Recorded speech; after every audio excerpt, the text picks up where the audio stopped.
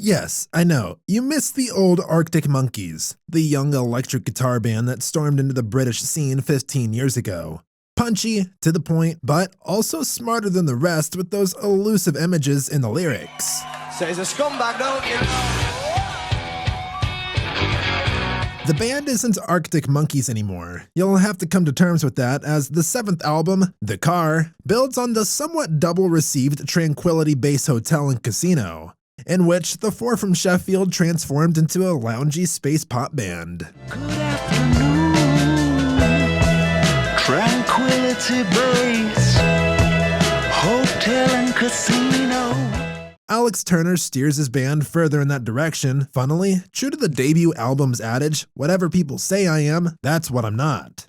In this video, we take a look at the evolution of Arctic Monkeys and how they've managed to stay one step ahead of the pack. Whatever people say I am, that's what I'm not.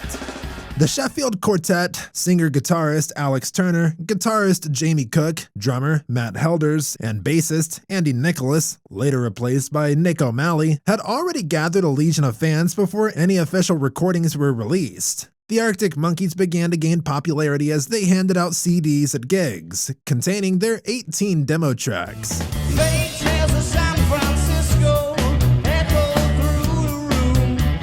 These tracks were uploaded on the social media platform MySpace and gained a big following through the internet. They're now described as one of the first bands that used the internet to start their careers. An instant classic upon its release in the opening overs of 2006, Arctic Monkeys, Whatever People Say I Am, That's What I'm Not, was already familiar to the hundreds of thousands of fans who not only propelled it to the top of the UK album charts, but also made it the fastest selling debut album in UK chart history. Not bad for some teenagers just picking up their instruments. Musically, Whatever People Say I Am, That's What I'm Not takes The Strokes' debut album, Is This It?, as its template, while delivering on the new punk sound of the garage rock revival of the 2000s. The landscape painted by Alex Turner's sharp observations isn't some mythical romanticizing, but a witty and incisive portrait of the nightlife of the towns and cities up and down the country, and more specifically, Sheffield. You can hear the examine of politics and navigation of clubbings in songs like the #1 single, I Bet You Look Good on the Dance Floor. You probably couldn't see for the lights, but you were staring straight at me. Everybody's trying to crack the jokes to make you smile. And Dancing Shoes. Yeah, but it's so absurd for you to say the first words, so you're waiting.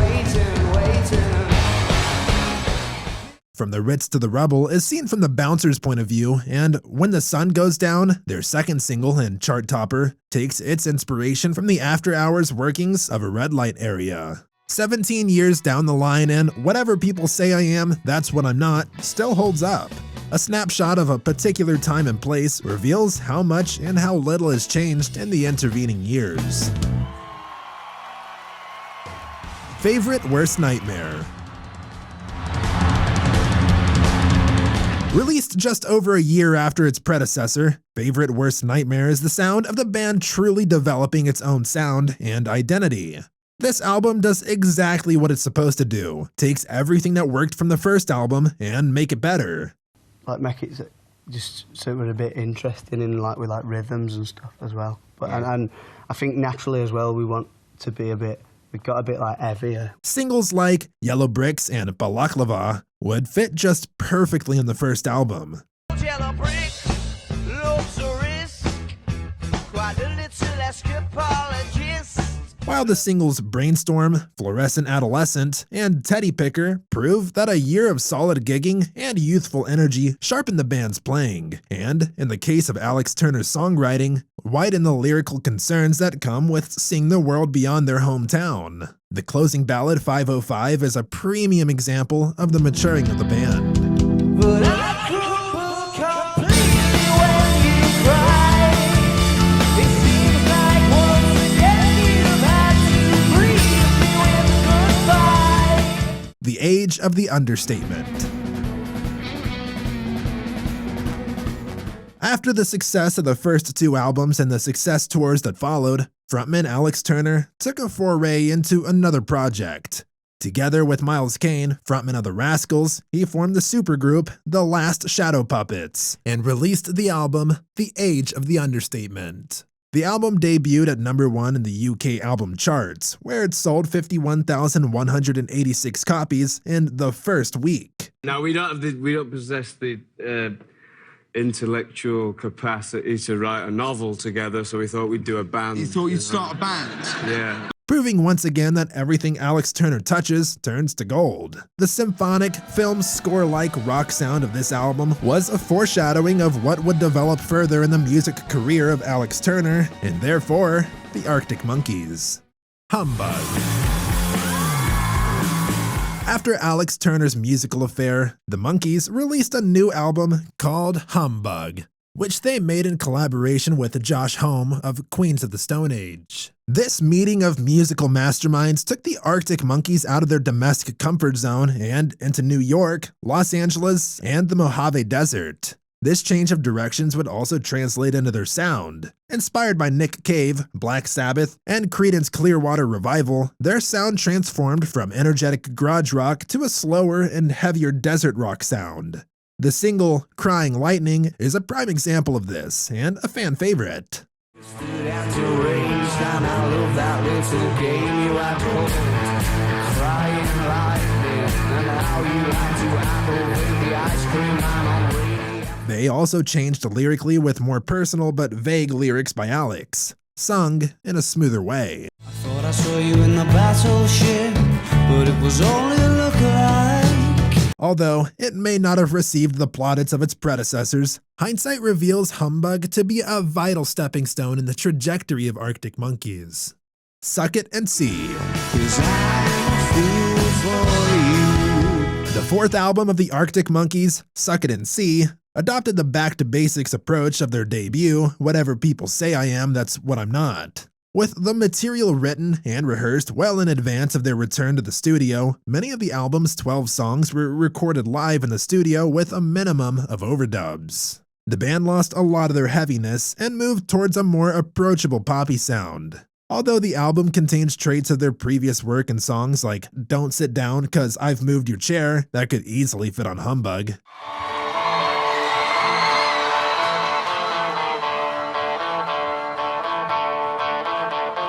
Break a mirror. And Reckless Serenade, which shows the dynamics of their band.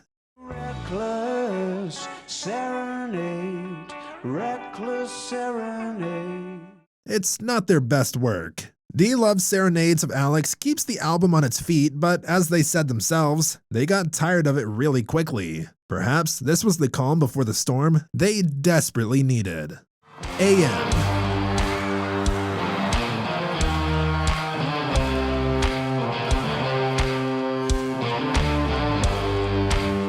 And that storm came. Behold, their fifth album, AM. If Whatever People Say I Am, That's What I'm Not was the sound of teenagers observing tentative nights out in the city, then AM is made up of the nocturnal adventures of men in their late 20s. And they sound utterly brilliant for it. AM is a consolidation of all that has gone before it, and delivered with all the confidence of the band hitting its stride at the point when most rock groups flounder, wither, and die. Blending the razor-sharp indie smarts of their youth and the heady and heavy rock that have been introduced under Josh Homme's tutorage, Arctic Monkeys also introduced untapped influences of hip-hop and R&B and rock and roll. As Alex Turner states, it's like a Dr. Dre beat, but we've given it an Ike Turner bowl cut and sent it galloping across the desert on the Stratocaster. The sound of the album heavily relies on bass and drum grooves, as seen in hip-hop music. Do I Wanna Know is probably the most well-known song of the Arctic Monkeys. Crawling back to you. Ever thought of calling one? And forms together with Are You Mine? I'm a puppet on a string. Tracy Island, time traveling diamond. The blueprints of this album filled with hooks both musically and lyrically. You can still hear the inspiration of previous influences like Black Sabbath and the song Arabella, for example. My days end best when the sunset gets itself. Poisoning their brain wash my hands. AM is the album that put Arctic Monkeys right on the top of the rock world. A unique accomplishment by a band that rose in the early 2000s. They proved that experimentation and changing your sound is something a band shouldn't be afraid of. Tranquility Base Hotel and Casino. Tranquility Base, hotel and casino. Mark speaking.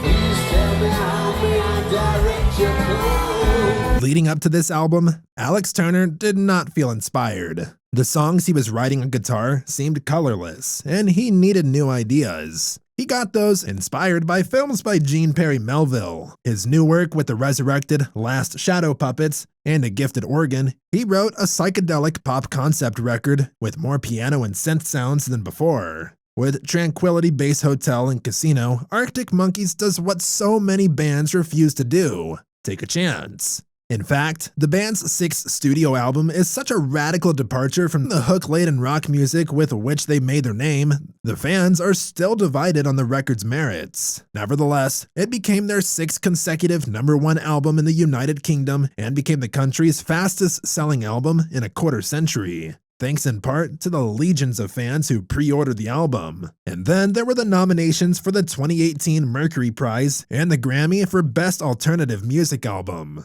And for good reason. The album may lack the immediacy of its predecessors, but the charms of the title track and 4 out of 5 reveal that the songs are sophisticated pop gems that continue to sparkle. Take it easy for a little while. Gonna stay with us. It's such an easy flight. The use of new instruments combined with humorous lyrics as in "She looks like fun,"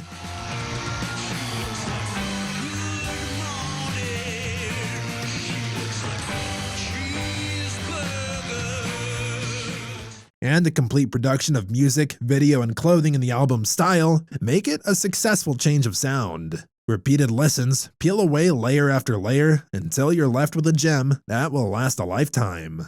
The Car.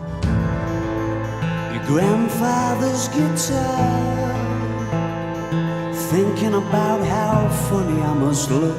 Before Arctic Monkeys' 7th album, The Car, was released in October 2022, we had an idea of what to expect as drummer Matt Helders revealed it would never sound like Are You Mine? The band continues the path they created with Tranquility Base Hotel and Casino. The Car is Arctic Monkeys' second consecutive lo-fi indie musical tour de force that features music Alex Turner wants to make, rather than rehashing old ideas or appeasing the casual fans. Widely lauded by critics, it's a masterly crafted album packed with hard-hitting lyrics and innovative, beguiling, and cinematic sounds. The use of the string arrangements on There'd Better Be a Mirror Ball, Oh, there'd better be a mirror ball for. and the truly exquisite body paint